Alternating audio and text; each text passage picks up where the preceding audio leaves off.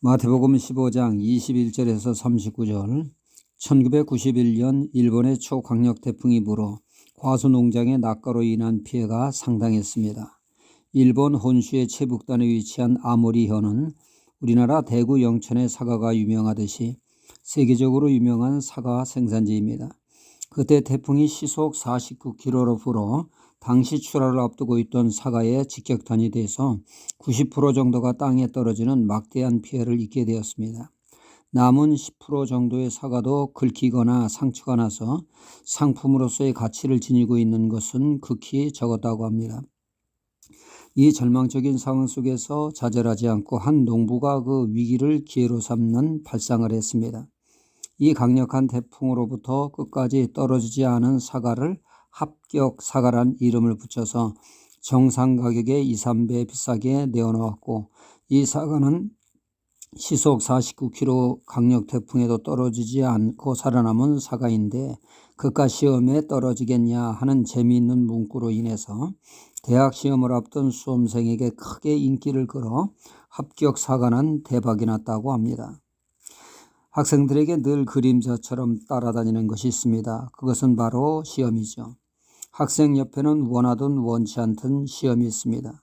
학생에게는 늘 시험은 부담스러운 존재입니다.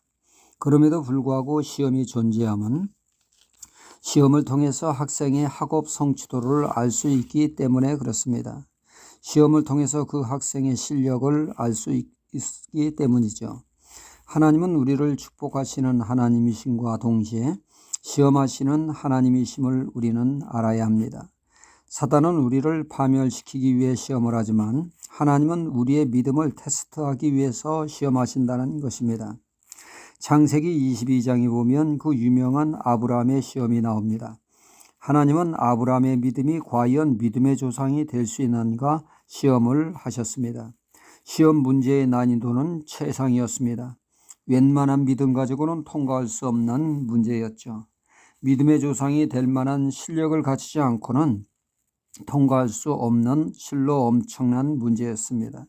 문제는 이렇습니다. 너의 사랑하는 아들 독자 이삭을 양 잡듯이 잡아 각을 떠 하나님께 바치라는 것이었습니다. 아들을 죽여 불로 태워 하나님께 바치라는 말도 안 되는 이 엄청난 시험에 아브라함은 거부하며 항의하지 않았습니다. 하나님이 이 아들을 통하여 하늘의 별과 같이 많은 후손이 있을 것이라고 하시는데 이 아들이 아직 장가도 가지 않은 상태에서 이런 문제는 모순입니다. 이 아들은 안 됩니다. 차라리 나를 데려가세요 하며 그는 하나님의 시험에 부당함을 항의하며 거부하지 않았습니다. 오히려 그는 마치 소풍 가듯이 미련 없이 하나님이 말씀하신 장소인 모리아로 가 실행을 합니다. 칼을 들었을 때 하나님은 황급히 스톱 합격 외치시며 그의 행위를 중단시키셨습니다. 그리고 말씀하십니다. 믿음의 조상으로 너를 인정하더라 하셨습니다. 이 시험은 믿음으로 통과해서 아브라함은 믿음의 조상이 되었습니다.